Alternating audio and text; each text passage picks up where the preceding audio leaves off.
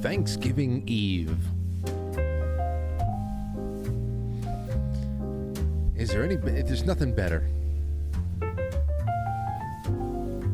I love it. This is also it's a wonderful night to just chill, to do your thing, to relax. As I said before, I really love Thanksgiving because no matter how fun the day itself is, you always know that Christmas is beyond it, and you have something else to look forward to.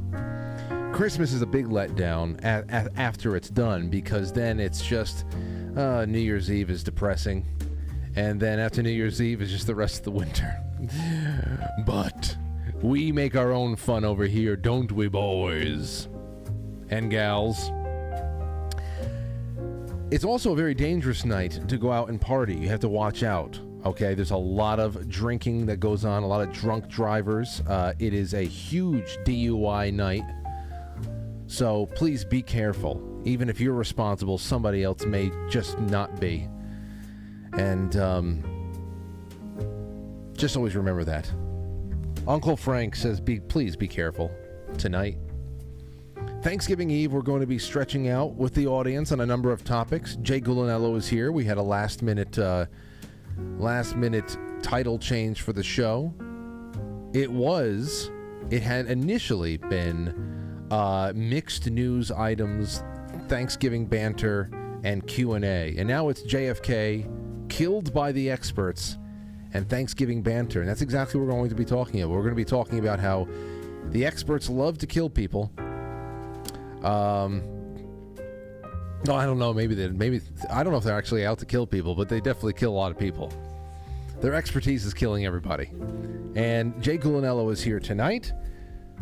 Jay, happy Thanksgiving, my friend. How you doing? Oh man, we do this a lot, and I love it. So thank you for having me. I'm so happy to be spending it with you and the audience. This might be the third holiday season. I think so. That we're chilling. I think so. I mean, definitely last year, for sure. Yes, and last year we were already thick as thieves, so yeah. I think that this is probably year 3. Yeah. Isn't it incredible? I know. It's out of control how fast it goes. I was always told that when I was younger, it's going to accelerate, and I was like, that's not true. It's true. It's not true. You know, it definitely is true, only because I think it's just the responsibility, and it's also the perspective. You get a little bit lost. I don't understand how anybody gets bored. Boredom fascinates me. And I remember being bored, but as a child, when you literally can't do anything, your options are limited, and especially when we really just still had mostly analog toys. Oh yeah. We started growing up. We were growing up and coming of age in the era of video game consoles and all that stuff, but still, most of them were just put your cartridge in, try to beat the final. you beat the final boss, and then that's it. There's no multiplayer. There's no internet connectivity. You're not ranked. Some 12-year-old kid in Missouri is not ranked nationally on Modern Warfare. It wasn't anything like that. No, it was super local. It was like if you had siblings or cousins or something, especially around the holidays. I remember the big thing was like watching other people play video games. Like if you had something like Zelda, right? That was one of my favorites, and you would play that, and other people would, watch you play it. And I think I remember when Nintendo came out. I remember asking. I think I asked my parents for it, and I said if I get Nintendo, I'll never ask for anything for the rest of my life. I definitely betrayed that bet, but Nintendo was a big one. That was a big one. I remember my brother was the type that really loved being in attendance. He played some games. Anthony played like a lot of Mortal Kombat type games, but other than that, he loved sitting back in attendance and watching somebody else play Zelda, watching somebody else play Star Fox. There's something fun about that. Yeah, it really is, and it was awesome. It was awesome actually having somebody, watching, like cheering you. It became a thing. Yeah, like even when I would play Age of Empires on my computer, he would sit back and he'd love watching me build the empire and shit like that. So, oh man, Star Fox. Did you ever play Star Fox on Super Nintendo? I don't think so. Dude, that was a game changer for graphics and everything. And it also was a game changer for me with the music. Hold on. Star Fox original menu music. What kind of game was it? Oh, well, it's like a space a space fighter. Oh, okay. Starfighter kind of a thing. But so you're out there, you're in space, and you're fighting. What the hell is it? General something, whatever. I have no clue. Forget the big monkey guy. Anyway, they made this Fox McCloud. He was the main character, and he had this rabbit named Peppy and this hawk named Falco. Okay, it's coming back to me a little bit now. Okay, hold on. Here's the main theme for this. Might be it. Wait a second. I didn't play it, but the visuals of the character are coming back to me. Well. Super Nintendo really changed, was really revolutionary from a technological standpoint. But when they released Star Fox 64 on Nintendo 64, that was a whole other level. Yeah. Wait a second, let me see if this is it. I don't know why it's taking so long to load.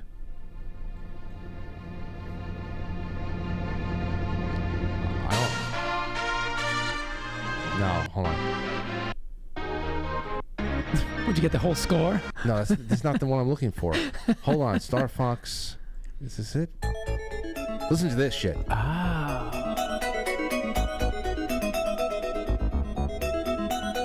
And even the music changed from Nintendo to Super Nintendo. Yeah. No more 8-bit. I think my brother did a remix of this. I think you have a new theme song, Frank. Perhaps. Hey, Ant! I don't know if he's out there. Now the doors to his studio is probably closed. Star Fox original. Wow. Music remix. Anthony Vincent. I thought Anthony did something like that. Wait a second. Anthony, are you out there, Ant? Nah. Anyway, I'll look at that later on. Those are classics that they bring back. The nostalgia with those kinds of things is unbelievable. Hearing the old theme songs from any of those old Nintendo games, they bring you right back. Oh, the menu music on whatchamacallit, GoldenEye. Sure. Dude, even like the old Tecmo Bowl and Tecmo Baseball and the sports games, all of them. I love it. I love it. Hold on, I'll just do one more because it's Thanksgiving Eve. And your website has a bit of that sort of old video game vibe, right? Like some of the fonts you choose. I've noticed that about you for a long time, especially the sort of revamping of it. It gives me that old video game vibe. I love it. Yeah. Yeah. No, have you ever gone to see a movie at the Alamo Drafthouse? No. In Yonkers? No. Dude, we gotta go. They play all like old movies too, not just new ones. So you can, even if you don't like new releases, there's always classic films played there. Okay. And they serve you food and drink, and they have they have very, very strict no talking, no texting policy, so they boot everybody out. It's fantastic. How do they even survive in today's day and age? No, I mean, dude, this is why people who are serious about watching films, they flock to places like this because they know at least it's not going to be New Rochelle. Oh, very cool. Where you're it's like a playground. Free for all. Yeah. Ridiculous. But anyway, what was I going to say? They have a very VHS culty, weird kind of opening to everything. So they'll take, if you go to see Star Wars or something like that, as a preview, they will pull all of these old toy commercials. They'll pull all this stuff, this nostalgic. Wow. It's very, very cozy. Yeah. It's almost like you want to fix the tracking on the VCR again. Yeah. You know? Sure. I got to get rid of the snow. Oh, man. So I love going back dipping into that feeling and maybe introducing that feeling to kids to generations that never understood it. That will never know it. Yeah. Right. I like that idea. So I'd be down if there's a movie to check out there. Count me in. Okay. Well, listen to this. Let's see. Listen to this. Listen. Yeah. This is the menu music, like 1995 or 6. Listen. That's fucking badass, man. This is the 4-player version, right? Yeah. It's still badass after all these decades. Yep, it is. Oh, man. I don't know. That's like 96, 97, something like that. It's a good time of year for that kind of nostalgia. It is. It is, because, this time of year is when everybody... When we were all in middle school and stuff. This is when we were going through the Macy's catalog, JCPenney catalog, with our red markers. Make the list. Just circling things in the toy section that you want to, and of course you circle every other thing, and you're upset when you don't get it. I only got 75% of the things I circled. Right. Damn. Yeah. Why? You know, I got really shafted this year. I only wanted. It's pretty cheap. I only wanted 5 full pages of these JCPenney Anyway, okay, so we got a lot to talk about tonight. We do. I just want to thank my sponsors at QuiteFrankly.tv, the all the affiliates there, including Blue Monster Prep. It's time to just go shopping for everybody. That's right. On Friday, there's going to be some Black Friday sales for merch. There's going to be Cyber Monday sales for Quite Frankly coffee. There's going to be a lot of things going on. So remember, we are a perfect place to stock, where we stock stocking stuffers. Say that 8 times fast. But now over into the grab bag we go. Hey, Jay, what do you think about this? We talk about these pharmaceuticals all the time, but this one is very odd. I know about loss. This is here. After antidepressants, a loss of sexuality. This is from Yahoo a couple of weeks ago. And now I've heard about people who go on, medication to stop hair loss and other things that they'll be told that there's sexual side effects for this and that. I know across the board, antidepressants, antipsychotics, those types of things, that always comes part of it. In fact, a lot of different things seems to be affecting that area. But this is something, listen to the severity of this. Doctors and patients have long known that antidepressants can cause sexual problems, no libido, pleasureless orgasms, numb genitals. Well over half of people taking the drugs report such side effects. Now a small but vocal group of patients is speaking out about severe problems that have endured even long after they stopped taking the selective serotonin reuptake, so the SSRIs. Oh, dear. The most popular type of antidepressants, the SSRIs. The drug's effects have been devastating, they said, leaving them unable to enjoy sex or even sustain romantic relationships. Wow. Listen to this one from one Emily Gray, a 27-year-old in Vancouver, British Columbia. She took one of those drugs, Celexa, for depression from age 17 to 23. She said, "My clitoris feels like a knuckle." A knuckle? What? It's not a normal thing to have to come to terms with. So on it for obviously 6 years. Oh man. That's a long time, but to have that feel like a knuckle. I mean, the question is also, right, did it work? Because, I mean, I've said this to you before, and I think I've even said it on the show, that one of my professors had said the most he had ever seen anybody on in terms of number of pharmaceuticals was like 17 or something. I mean, and this poor woman was in her 30s. And he said it would be one thing if that was all working, right? But she still felt like shit. 17 drugs, and she still doesn't feel right. So he said, I don't know if I'm examining you or the result of the interactions of all these pharmaceuticals. So my question for this person is, I mean, not that you would ever want a knuckle-feeling clitoris, but are you depressed anymore? I mean, because, and I'm not even joking. I mean, I'm really asking, did that drug actually do what it was supposed to do? Because then you can at least begin to weigh the trade-off. But a lot of these drugs don't actually pull people out of what they're supposed to, and then all you're left with is side effects. It's terrible. It's amazing. I know. They said, let me see here. The chronic conditions remains contested among some psychiatrists who point out that depression itself can curb sexual desire, which, of course... Well, isn't that a perfect solution? I mean, well, you can't tell if it's the drug or not, so just keep taking the drug. Right. Well, it's saying, it could just be that maybe the drug didn't work, but the drug wasn't the reason why you don't have any sensation. I don't know. Clinical trials have not followed people after they stop the drugs to determine whether such sexual problems stem from the medications. Yeah, of course not. I think it's depression recurring. Under proven otherwise, that is what it is, said Dr. Anita Clayton. That's the balls to say something like that? What does it do to balls? I don't know. I'm going to say, God knows what she's done to people's balls. This is what I'm saying. Yeah. There's a sort of wash your hands of everything attitude. It's not just with antidepressants. It's with other drugs too. But and I'll tell you, man, there's a lot of research out there that shows nutraceuticals are even more or as beneficial as a lot of these drugs without any of the side effects. Because essentially you're just restoring normal, at least in terms of how much of depression you can allocate towards brain chemistry, it's at least restoring proper brain chemistry. Yeah. I would at least want to start there, right? But the problem is, right, that we all suffer from this Western medicine form of just treating the symptom. And we don't really want to address the root cause, which is why drugs are always the first line treatment. And that's just something that I'm, completely against. Right.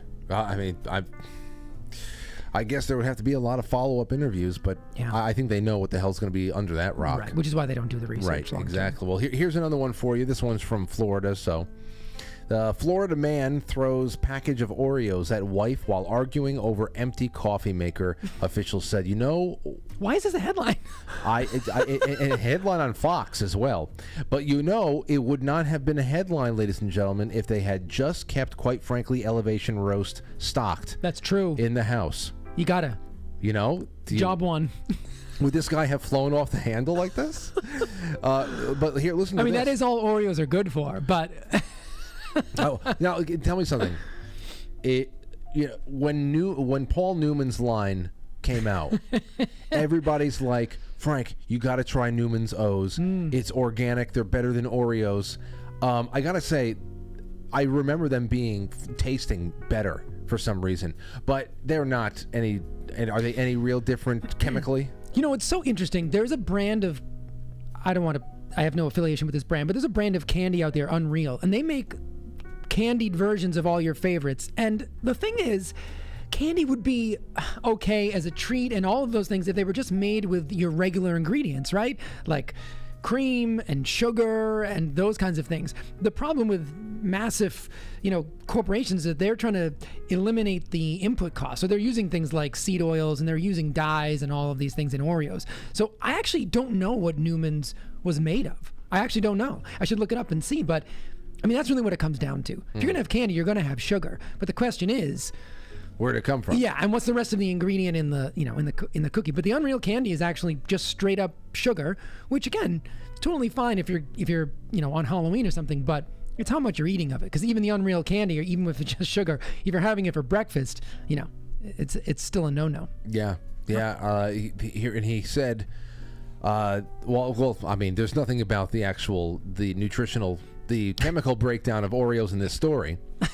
But to continue on with it a little bit, because it's really incredible. This guy, his name is John Sandoval. He's 70 years old. He was arrested on Saturday morning after he allegedly threw the package of Oreo cookies at his wife while the two argued over their coffee maker that had no water in it. According to Lake County Sheriff's deputies, the couple, who had been married for 40 years, got into a verbal argument sitting at a table. Say no more. Now, at some point, you should never do this. Obviously, assault your wife with anything, especially Oreos. But listen to this. At some point, Sandoval became aggressive and threw the package of Oreos at her chest, which caused her to fall. Can you imagine getting bowled over by a package of Oreos that got thrown at your chest? They were double stuff, obviously. Gotta be. There's got to be some more. You can't knock over a human being. How do you knock over a person?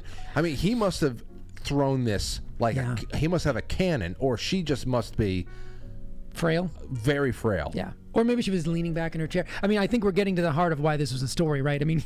I think people probably sling Oreos all day long, but why is this actually a story? She fell over? Did she hurt herself? What's next? No, they didn't observe any obvious injuries on the woman. No obvious injuries. She must have called the police? You see, if you and I were assigned this story... I have so many questions. This piece would look totally different. Yeah. Now, what happened can be encapsulated in 2 sentences. But I want to know exactly how... I want to interview her. What did the impact feel like? How did you did you fall over because of the Oreos? Did you trip in the process? There's got to be something else here. Yeah. It has to be. Yeah, I'd also say that he actually saved her from eating the Oreos. You're going to fare better with taking a sleeve of Oreos to the chest than you are digesting those things. So he probably actually did her a favor, really. Yeah, exactly. I'm going to get hate mail for that. No. Well, especially if she was pre-diabetic. She didn't need it. No. All right, let's start this one off. We'll come back, and I want to. It's the 60th anniversary of JFK's assassination, so I want to talk a little bit about that. We have other things that we're going to be mixing into the first hour here. We have a dynamite second hour that's lining up, so get ready to bounce over to the Foxhole. or pill.net. All those links are in the description always. And also I put them out there on Twitter and Truth and Gab and GETTR and all that. Or you can go to quitefrankly.tv and just press play. Second hour is going to be just as good, if not better than the first. So stick around with us, ladies and gentlemen. We're jumping in feet first tonight. It's Thanksgiving Eve. Be right back.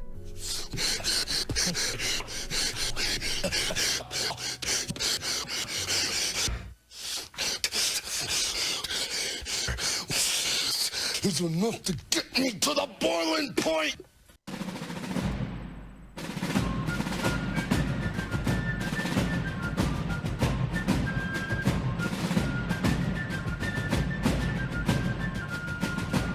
You let one ant stand up to us, then they all might stand up. Those puny little ants outnumber us 100 to 1. And if they ever figure that out, there goes our way of life. It's not about food. It's about keeping those ants in line. That's why we're going back. Does anybody else want to stay? Let's ride!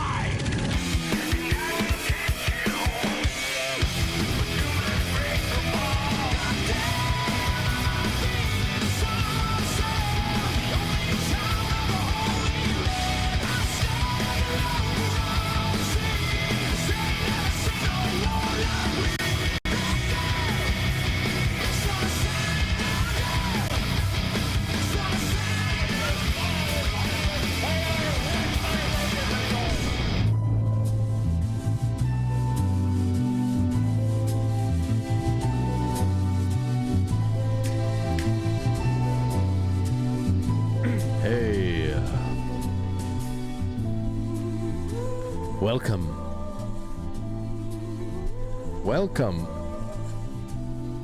You know, before we do anything, actually, I gotta say, and this just popped up last night. I started getting lit up on the Gilded.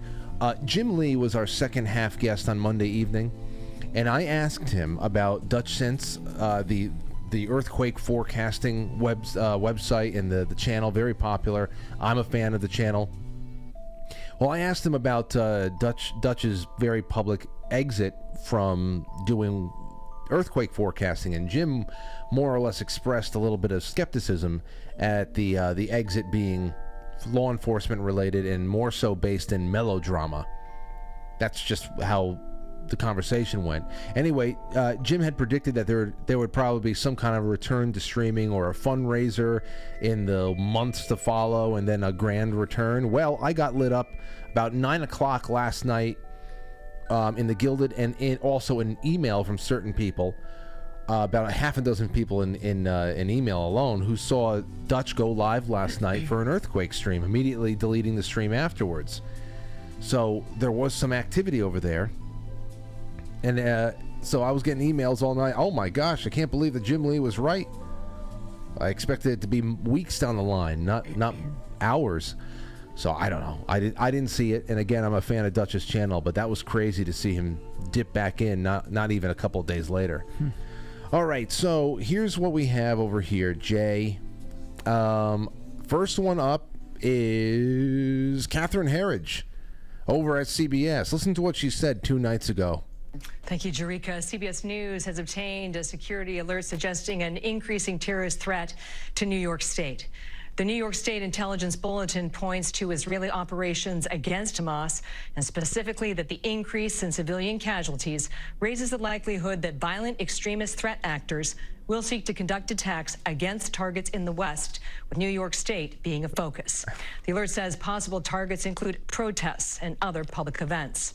Police in New York maintaining a highly visible security presence around potential targets like synagogues.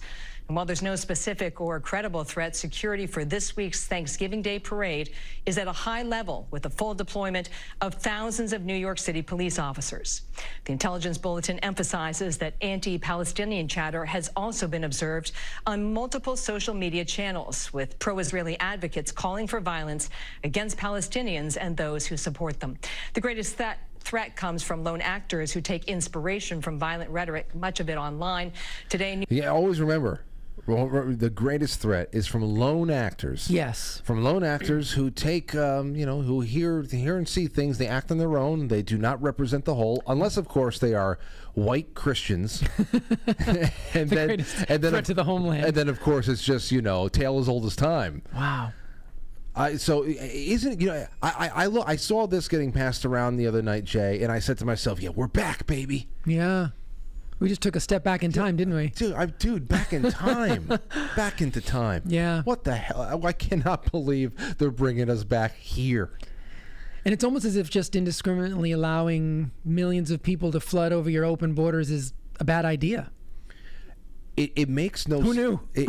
It's like going through it the first time, there was a little bit of anxiety, especially when you're younger, too young to ask certain questions. You start having you start wondering what the hell is really going on in the world, how it's being worked against us, or how we fit into the greater plot there. Are these things that happen to us really just organic? Are there, groups of people out there who just want to do us harm because they hate our freedoms, this and that?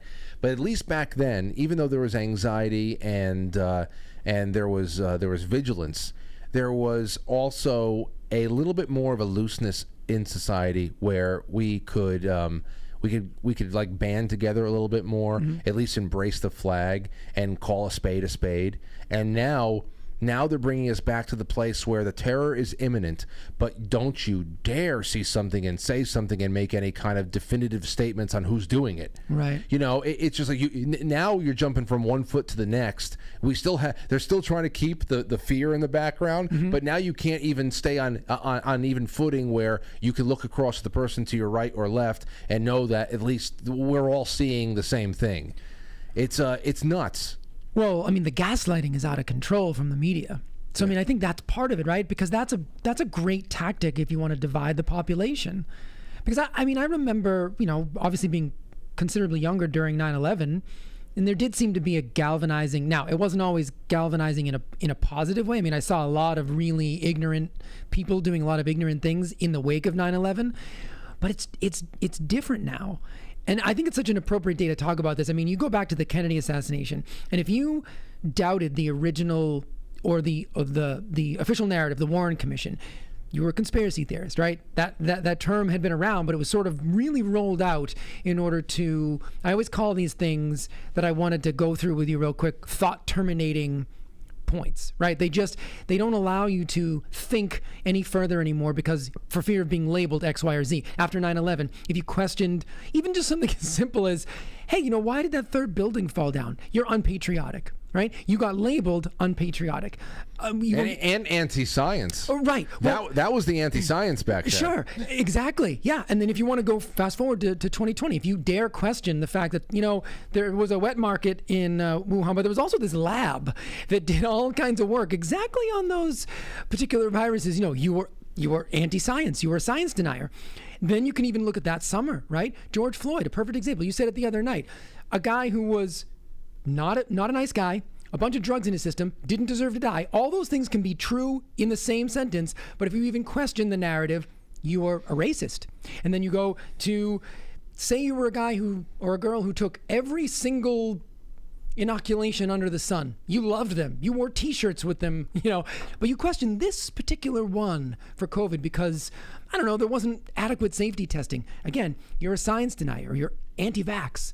If Ukraine and Russia, you want to say, oh, I just want the killing to stop. Can we just end the death? You're a Putin puppet. Yeah. If you look at Israel, Gaza, if you even question, why did it take so long for the IDF to respond? That's really kind of strange. You're anti-Semitic. You see how it's always these thought-terminating cliches. The media uses them, and then they get the public to use them against each other, and then they don't really have any more work to do. Meanwhile, the truth of the matter, which is really all anybody's trying to get to by asking the questions, is completely abolished. And I can relate it to what I do. Frank, if I talk about cholesterol, and I've done this many times, where I pull up actual medical literature and I say, let's talk about the mechanism of X, Y, or Z. Let's go through it, because if you're really trying to get to the truth of the matter, then you would want all the facts on the table, and you would want to bring in dissenting opinions, because you would bounce those things off. And especially in the scientific method, every semester in school, my job was to defend my position with evidence, against other classmates who had a different opinion, right? Except this time, it turns into something. I don't know. It just makes it really hard to ever get to the truth of a matter, I guess is what I'm saying, because these labels, they just prohibit the very thing that we need to get to the truth of the matter, which is conversation. But you have to see the tricks being played, and anytime anybody uses these terms, and that was what I was going to say. Sorry, I lost my train of thought for a second. Cholesterol. I've been actually called a cholesterol denier. What are you talking about? A cholesterol denier? No, I'm trying to get to the truth. But so for the audience, anytime you hear people use these terms, understand that one, it's not worth your energy arguing with them because you're not going to get through them because they've been manipulated by this gaslighting. But two, for your own sake, just steer clear of people who use those terms, because I don't know anybody who's truly interested in truth that reduces complex arguments down to sort of simple words like this. Oh, I know. I don't know anybody that does that. Anybody who's really looking for truth. Oh, I know. And to your point with JFK, because it's all part of the same timeline of events. It's just been going on forever now. That's really where this kind of conversation ending terminologies were really rolled out in force. Yeah. And at this point, it's pretty common knowledge now that the CIA and intelligence agencies like that actually controlled and created buzzwords like conspiracy theorist to be something that really just stops the conversation in its tracks. Yeah. And this was at the same time that they were actually investing in the proliferation of certain theories. They were debunking their own lies about JFK, just to be able to add more information into the sphere there. And what is it really all about? We live in a world where still there is a need, because there are so many billions more of us than it is to the thousands of them. Right. The people who are really running the show. We're talking about a tip of thousands, maybe. And just so much delegation, and it's really impressive. Yeah. The actual hierarchy and the power structure. But the reason why this continues, and we get these false dichotomies, and we get put in these labyrinths and trapped like rats, is because there still needs to be, if they're going to live on a planet where they're outnumbered in the billions, at least to hundreds of millions, then they're going to have to be able to keep up to a believable level this tradition of consent, where the public has been kept in the loop of what's going on in the world, and this is what's at stake, and we need to get behind this, and we're letting you know the whole story, and this is and this is the information you have to act on. And that's why we get this shit, because nothing is in our best interests. And if we ever really knew that, if most people ever really knew the truth, and they knew that that's where their money is going, and that's why their life may not be as easy as it could be otherwise if they weren't jumping through somebody else's arbitrary hoops, then there might be some street justice in order. So yeah, and you see the same thing with the release of or at least some of the additional hours of the January 6 tapes. It's always in an effort to. Do you remember when? I think it was Chris Cuomo. Which one was the CNN anchor? They're both the same to me. Chris, yeah. You remember when he told you about the DNC leaks? Yes, and you weren't allowed to read them? That's our job. Or Mika Brzezinski, who at one point said, Donald Trump is trying to, train you, what to think. That's our job. Every once in a while they say the quiet part out loud. They tell you exactly what they're doing, and I don't know, maybe that's part of the gig. What, did you find the clip? Listen, I got this up in record time. Also interesting is, remember, it's illegal to possess these stolen documents. It's different for the media. So everything you learn about this, you're learning from us. And in full disclosure, let's take a look at what is in there and what it means. It's illegal to possess these documents, except for us. I mean, that is just a lie. Yeah. Again, for those of you who don't remember, this is. Also interesting is, remember, it's illegal to possess these stolen documents. It's different for the media. So everything you learn about this. It's not illegal to click on a hyperlink. Unbelievable. Chris, sorry. And this clown still plays journalist on television. Fucking meathead. He's on some channel, but I mean, every time I look at him, I just kind of laugh. I'm like, man, you couldn't even hack it on CNN. What does that say about your journalistic integrity? I know. But yeah, it's, on January 6th, same thing. Like I work with somebody, Frank. I mean, when you talk about the media, right? I really didn't quite understand when Trump was saying the media was, fake news, and I didn't like that phrase at first, but he was right. And when he says enemy of the people, he's right. The level of gaslighting is just off the chart. So I work with a guy who at one point just so cavalierly had said, like he was telling me the sky was blue. He said, saying something, and then he said, like during the insurrection, like it's just a matter of fact. There's no, because he is so steeped in only, like he reads the Washington Post and thinks that he's an educated consumer of news. But that's the brilliance and the simplicity of the takeover of the American mind, right? Dude, the fact that we're still to this day, since we're talking about JFK, it's the 22nd of November, 60 years later. Yeah.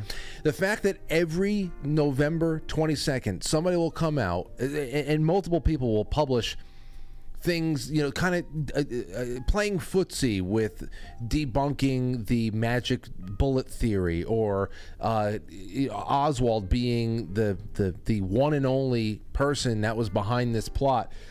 It's so incredible, because for anybody who just wants to know that they're lying to you about the biggest things. Yeah. I mean, there's nothing bigger than the murder of a president who was supposed to be the voice of the people in plain day. Mm-hmm.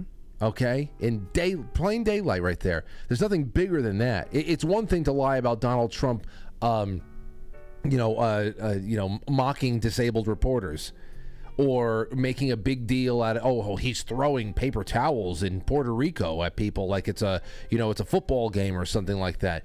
It's one thing just to be stupid ninnies and all that shit, but to murder a president in broad daylight, that's pretty big.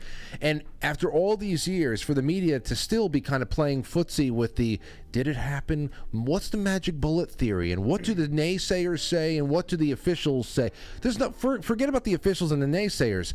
We have a video that shows President Kennedy clutching his throat after he got a shot through the neck first, and then having his head blown off from a second trajectory, from a different point. Mm-hmm. There are 2 bullets that we saw hit him at least.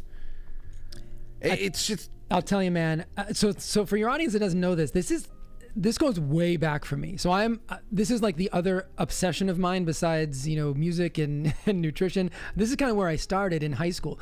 I read, if you are interested in the Kennedy assassination, but you don't have time to go through all the things, there's one book you need to read. It's the book that I read in high school, and it was revamped. It was Jim Marr's Crossfire. That book is incredible. Incredible. He was one of the last great American journalists. He died in 2017. He used to host InfoWars with Alex Jones. Like he'd appear a lot on Coast to Coast too. Yes, just an amazing guy. I love him. So, and if you go, do yourself a favor and look up his talks on 9/11, look up his talks on everything. The guy was just a real old school journalist. But anyway, I read his book, and so that put me at odds with my high school history teacher, because our history book said Lee Harvey Oswald was the lone assassin of President John F. Kennedy, and I just simply said, well, he never made it to trial, so at least we have to call him the alleged assassin. Mm-hmm. At the very least, legally, right? How fucking dare you? And she was very nice, but she just sort of was like, there, silly young boy. Don't try to think for yourself too much. And that set me off. I think that explains a lot about my life.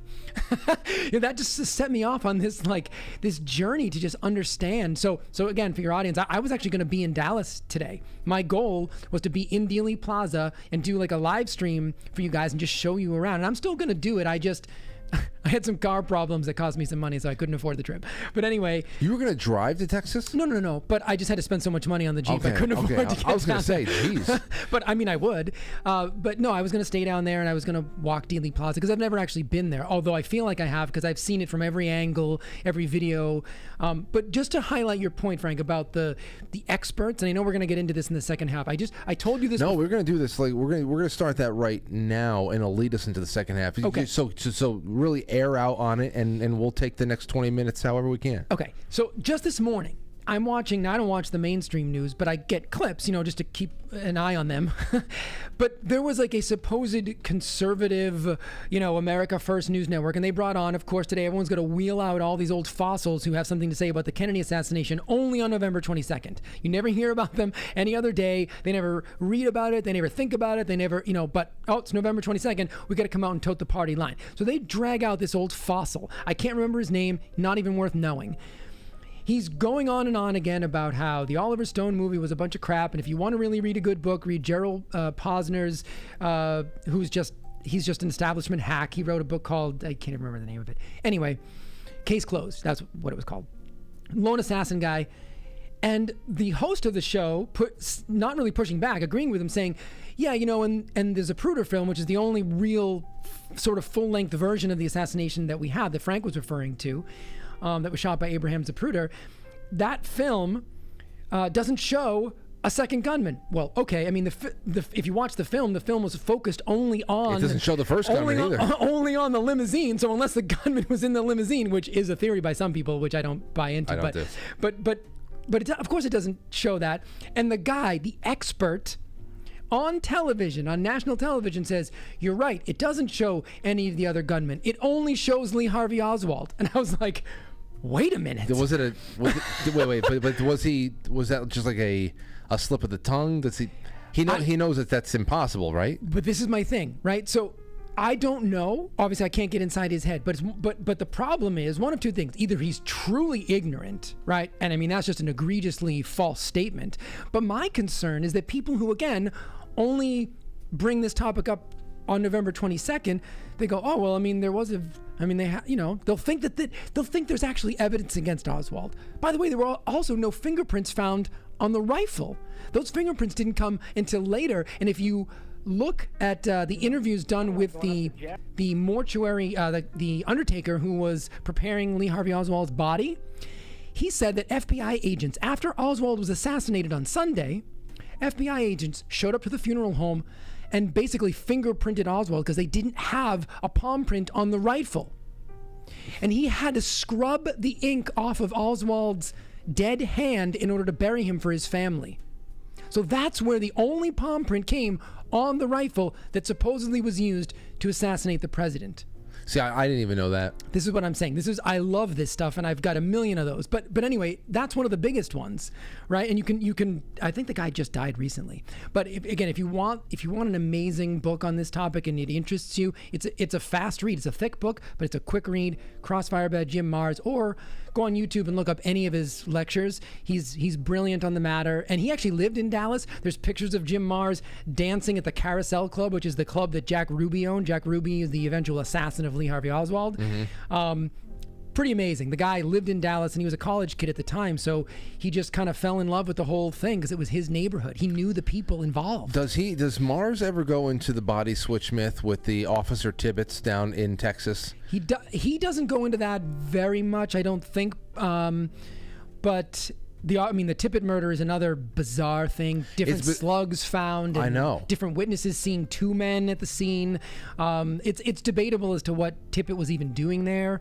Yeah, very strange. The whole thing is bizarre. The one thing that is not true is the official narrative. Just like 9/11, the only thing that is a conspiracy is the Warren Commission, or is the 9/11 Commission. Boy, these commissions really suck, don't they? They do. January 6th Commission. I mean, they're all terrible. They do. Right? They're all made to gaslight the public, to put them to bed, to tuck them in at night with a warm glass of milk and say, there, little American, don't think too hard. We'll take care of everything for you. So, that's my spiel on the Kennedy assassination. It's something I love to pieces, and I wasn't even alive, but I feel like I have an emotional attachment to it. Maybe because I feel like I understand the historical implications of what that day in Dallas did for the country, and the fact that you said they could do it in broad daylight is shocking. It is. It is shocking. I think that's the craziest thing. Yeah. And I'm gonna try to find Bill Hicks's his JFK segment for the second half. We can open up with that somewhere. All right. Well, let's get into this, because that same mindset take it outside of that one category and put it into other industries and what's going on right now. Yeah. I know I have Thanksgiving stuff to do in the second half. I have. It's Thanksgiving Eve. I forget. You remember that? I even have a hypothetical I want to throw your way. Okay.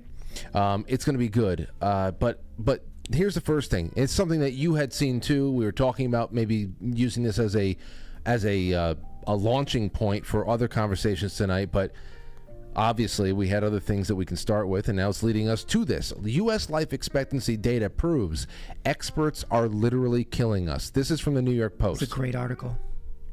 America's public health. Do you have any excerpts that you want to jump to in particular? No, it's not very long either. America's public health experts somehow missed the biggest crisis in recent history, the cratering of U.S. life expectancy to nearly 3-decade lows. Per recent data from the Organization for Economic Cooperation and Development. That's right, the last time Americans on average were living shorter lives than they are today was in 1996. The drop puts us in the top 6 biggest declines globally and leaves us overtaken by almost every other developed nation. We are 34th in the world on this metric, down 24 places since 2003. Wow. Yeah.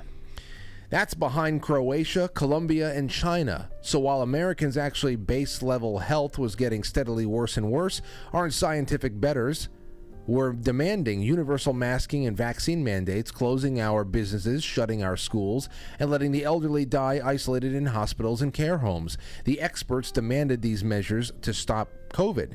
Not only did they fail on that front, they ended up masking what clearly is a far larger and deeper threat. Given our high rates of alcohol consumption, something social isolation can worsen. These measures may even have had a hand in lowering life expectancy. And here's the end of it right here. Worse, one researcher doing work parallel to the OECD, what's that, OECD? They're the ones who had the statistics about the life expectancy. Okay. On the issue that the data show that the premature deaths among Americans are much larger and older public health issue is previously believed than the older public health issues previously believed. Yet as heart disease and obesity ravage this country, our elite public health institutions shouted that racism is a public health crisis, made sure that adolescents could get cross-sex hormones, and handed out free needles to drug addicts. In other words, expert opinion yet again completely missed the central problem. It's not kids feeling weird about their bodies or people going unmasked on beaches. It's huge numbers of Americans dying early due to general ill health. Catastrophic errors like these are an inevitable result of politicizing science. I feel like I wrote that. I know. It actually sounds like one of the Jay Gulinello one minute health breaks. But I mean, what a great article, right? Mm-hmm. I mean, it really, and they don't tread lightly on some of those topics. They really don't. I mean, they hit COVID, they hit the whole, gender bending thing we're trying to do to kids. I mean, they really hit a lot of it, but heart disease, again, still being the number 1 killer. So the curiosity factor to me, I mean, this is everything that I do, everything that I stand for. Every day I get up and I think about educating people. It's because I want them to be aware that let's just do the lowest hanging fruit first. The lifestyle modifications, all the stuff that we talked about at the retreat. You have no idea how profoundly impactful. As I said earlier when you were talking about SSRIs, they have a ton of downsides. And for some people, they may help. But I'm telling you, there's other ways. So don't let those at least be the first line treatment. Get your house in order, right? How is heart disease still the number 1 killer, yet statins, which are designed to lower cholesterol, are a $1 trillion industry? Clearly it's not working. The paradigm is wrong, but we can't even admit it. Why? Because of this appeal to authority, this desire to feel better about ourselves by just allowing to, outsourcing our common sense, right? And in my opinion, and there's the last thing I'll say on this, Frank, the higher up the food chain you go, like to an Anthony Fauci level, the more ass you have to kiss, the more pockets you've got to grease. I actually trust you less because we don't live in a meritocracy anymore. So it's almost like the public can look at the people who are at the highest end of the food chain and automatically assume that they don't have your best interest at heart. That's where we are. I understand that's cynical, but if you want to survive, you can either believe the best in everybody or you can deal with the reality that we all are presented with. Yeah. And that is that you've got to take control of your own health. And so I don't make money off of, the things that I recommend to people by and large. You know what I mean? Like if I tell you to go out and get a supplement, maybe it's a company I can get you a discount on, but that's not how I make my living.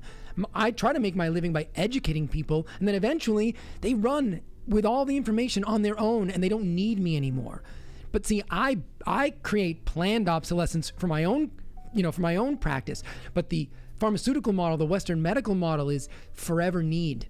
Yeah. You always need us. You'll never be free of us. You are only healthy if you take our pills, if you take our injections, if you take our advice. And I just say, listen, it's time to do something different because, this generation is expected to live live shorter lives than the previous generation. That shouldn't be the case. No. And I what you bring up there makes me think of, it's very reminiscent of the way that people start kind of rolling their eyes when they hear about affirmative action. Because what does that really do for anybody thinking that if you got any kind of state assistance based on you checking any kind of a box, whether it be because of who your grandparents were, your ethnicity, your sexuality, whatever the hell it is, automatically you're carrying around a so-called achievement for the rest of your life that is going to be questioned. There's going to be an asterisk on it for everything, and you're creating an asterisk society. Now, in that situation, someone who was given a shot just because they had a certain kind of skin tone or not, they are imbued with they're given a certain level of privilege right there, but still they have to walk around with a shadow, and there's that. On the elite level, it's the same exact thing. Like, so you have to actually assume that these people at the top they don't have our best interest in mind, but they have a whole other kind of, they're the ones who give crumbs, and they like to plant little seeds of discontent and resentment in society. Things like affirmative action that they know that all the plebes are eventually going to fight with each other about, and it's just going to create more social division. At the top, they don't care if they put two and two together that they're the ones who are screwing with you all, because they are the judge, the juries, the executioners. Everybody knows that they are the big kingpins. It's just essentially being the top of a mafia family. It's organized crime, and when you are at that, if somebody watches you walking down the street, everybody knows, oh, that's the person everybody kicks up to. But you can't touch them, and they just don't care. They just don't care. They got us pitted in a place where, because of the mental divides, we're really kept in a stalemate. We really are kept in a place where everything was like suspended animation, where how much farther up the mountain can we really tread when we have so many people around us that almost like drag you back down into like this blue-pilled matrix hellhole. So that's their main wall of defense, is that we're stuck in a soup of mostly sleepy people in the world, and they're trained that training that is learned helplessness, right? So you and I, like the way you and I would look at that, because we grew up in at least some semblance of a meritocracy. So you and I may feel guilty, like you said, about being given something. I know I would. I don't want to be given anything by virtue of my name, my skin color, my gender. I don't want any of that. I want to earn everything. But I'm afraid the next generation doesn't feel that way. And they feel the entitlement. And so it's not going to bother them. And if it doesn't bother them, it's never going to go away. Yeah. That's my concern, right? So we're approaching this from the way we see the world, but I always have to check myself, because I realize not everybody sees the world the way I do. No, I understand. Yeah. I understand, but listen, it goes even beyond that too. I saw this not only in the Epoch Times, which I forgot my actual I was going to bring physical papers in tonight. Yeah. I thought that'd be nice to not only cover some articles, but to be able to hear the crinkling of the paper. But there's an article that was really alongside of that. I was reading about how there are at least 10 banned substances, ingredients in food in Europe that are pretty prevalent here in the United States. And in the Epoch Times, it was opening up with this woman talking about how she had been on a gluten-free diet for X amount of however long. Her doctor recommended she go on it. She felt really, really great. She realized that she had recovered so much energy and so much focus she never even knew she lost in the first place, and how that diet was really doing well. But she had become very nervous about an upcoming trip.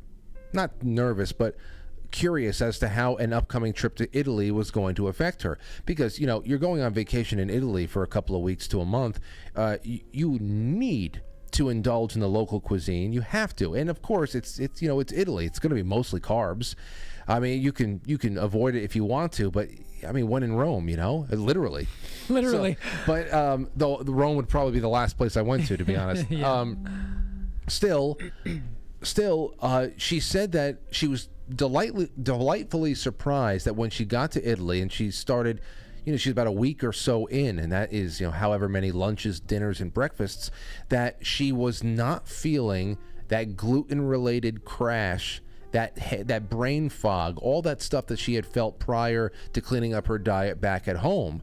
That she started digging a little bit more into it, and she realized that even though, gluten is gluten, and if you're going down that path, you should tinker with your diet and fine-tune like you suggest all the time, but that there's just another added element, or many elements, in American food processing that is just not the case in Europe. For everything that Europe does worse than us, they do food a lot better, apparently.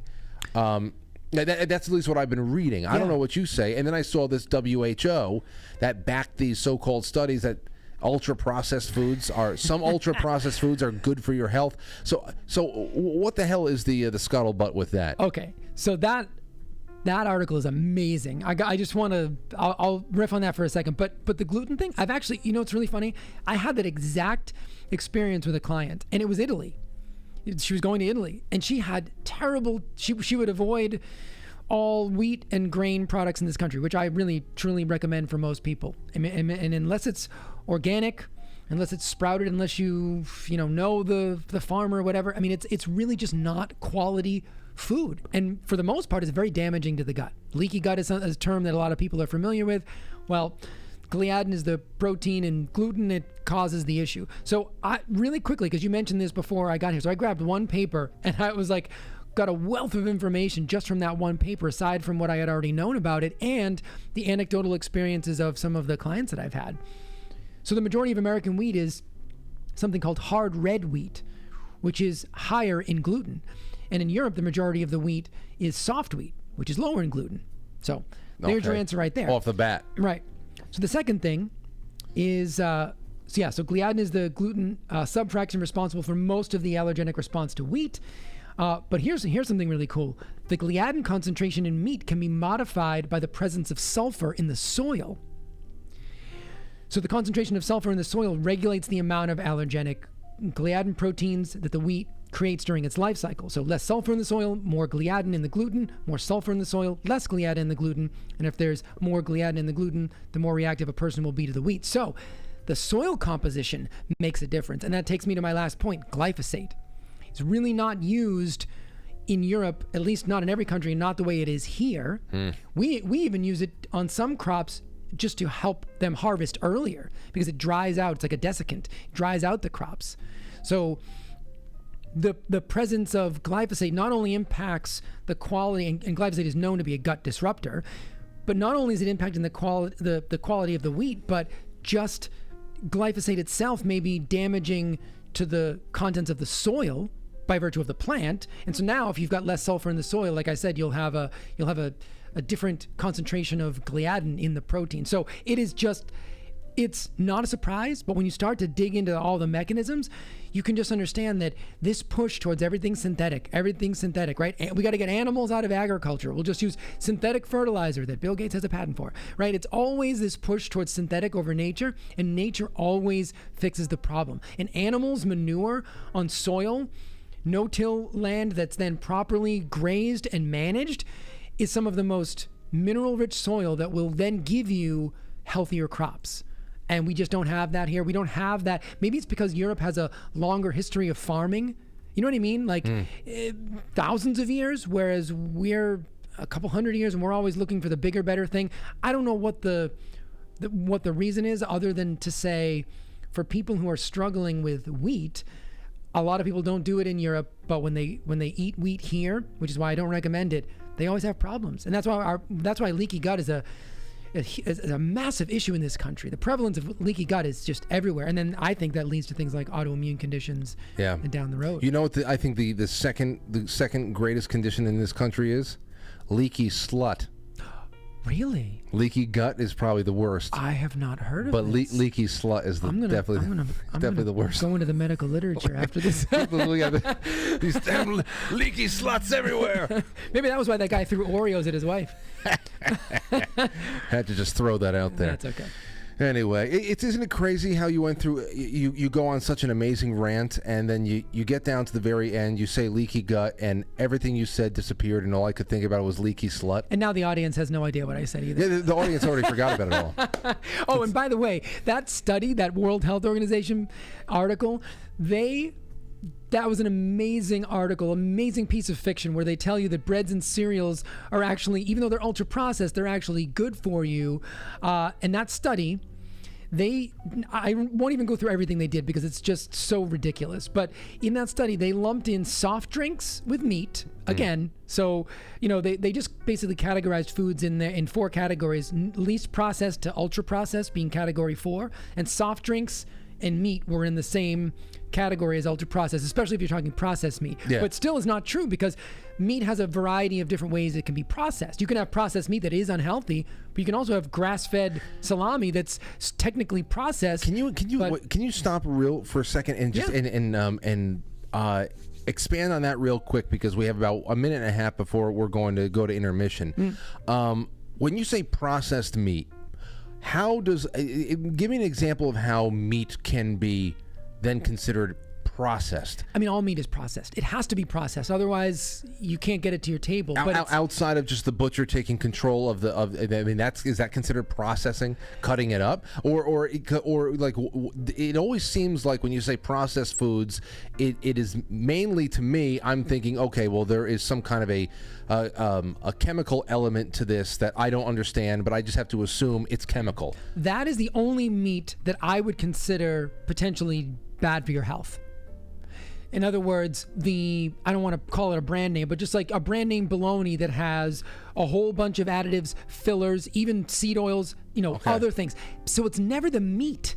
It's the things that they add to it. So preservatives? Yes. So there's a sliding scale, a spectrum of processing. But again, they don't even differentiate between that. They just lump all processed meat, which again could be a grass-fed salami, which could literally be nothing more than a grass-fed salami, not really processed at all. Maybe with some salt to cure it, which is we've been doing since we learned how to do it, the dawn of man, to be able to ferment or preserve meat with salt. But the other thing this study does, and I'll leave it here, they tell you that the people who eat the least processed or the most processed foods also have the greater chance of developing heart disease, cancer, type 2 diabetes. In that study, the women who ate the highest amount of ultra-processed foods also were the highest percentage smokers, and the men who ate the most amount of ultra-processed foods were the least active. So these are confounding variables that they don't control for, but they tell you that processed meat is bad, and that grains, breads, and cereals, even though they're ultra-processed, are perfectly fine for you. I mean, this study is all over the map. It's crazy. It's crazy, but that's the headline. Oh, processed food's fine for you. So the public, who doesn't know any better, who doesn't read the research, will go, oh, that's great. So I can have my Lucky Charms. It's on the food compass. I get an A+ for the day. Thanks. Talk about a gold star. Gold star. Well, listen, ladies and gentlemen, let me tell you that there is a lot we're going to be doing in the second half. There's a new Moderna commercial out talking about conspiracy theories. There's a new Moderna commercial out. You got to see this, and I know that it's going to send Jay on a on a trip. I can't wait. And that's going to kick off a big second half, which includes unavoidable tidal wave of Q&A. But I have some more Thanksgiving-centric stuff over here, and it's all on the other side of intermission. Join us if on pill.net on our Foxhole direct link that's in the description below. If you're on YouTube, Rumble, Rockfin, the links to Pill channel are right there in the description. I share them across all of our socials as well. And if you are in a pinch, if you need something even quicker, still you can go to quitefrankly.tv, which is also powered by Pilled. That's it. That's all it is. It's 2 clicks, and we will be able to do things like play the medical modality commercial and talk frankly about it, and a few other things. And like I said, we're going to be all this will be uploaded onto podcast, onto Rumble, onto Rockfin, onto BitChute, probably by midnight tonight. But there is nothing like live, and it is only 2 clicks. So show us what kind of patriots you are. Show us how you want to defeat the New World Order, because it's going to take a lot more than 2 clicks to do that. It certainly is. It's all right. Anyway, we'll see you guys over a little bit. Thank you, everybody. And if this is the last we see of each other before Thursday, have a happy Thanksgiving. But I sure do hope that you'll follow us over for an extension of what has already been a fantastic broadcast here. We'll be right back. It's intermission time, folks. Time out to press the like button. Thank you. Ladies and gentlemen.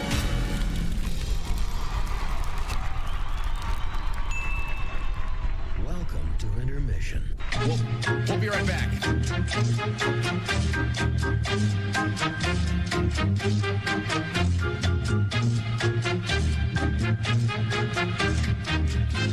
Yeah, intermission.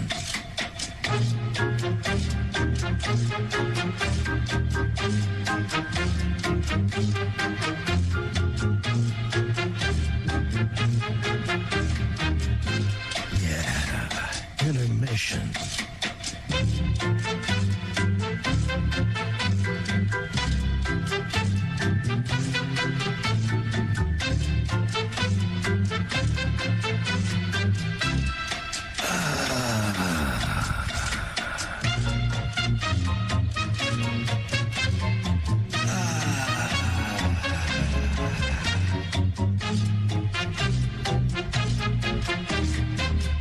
We're now entering, quite frankly. Quite frankly. Quite frankly. Quite frankly. Quite frankly.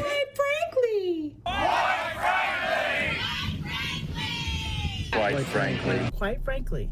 Quite frankly. Quite frankly. Quite frankly. Quite frankly. Quite frankly. Quite frankly. Quite frankly. We all support quite frankly. Not quite. Quite frankly. Let's go, Brandon. Quite frankly, in Roma, Italia. Quite frankly. You going on Frank's show tonight? I want to get a Coke. Can I get a Coke? So everybody watch. Quite frankly. With Frank.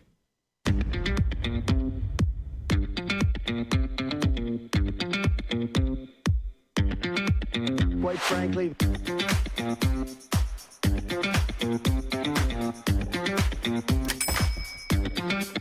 How dare you?